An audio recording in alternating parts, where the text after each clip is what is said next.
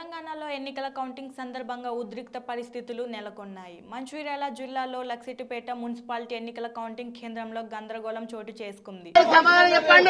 మిగతా 14 వార్డులలో cloth packing వచ్చింది.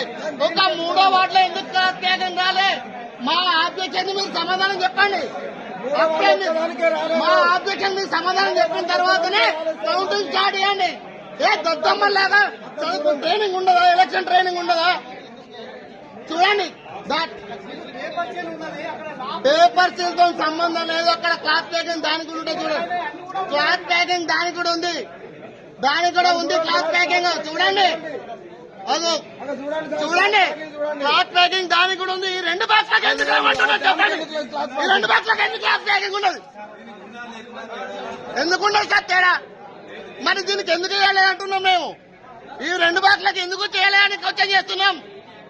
చెప్పండి, ఈ 2 బాక్స్లకు ఎందుకు చేయలేదు క్వశ్చన్ చేస్తున్నాం మేము.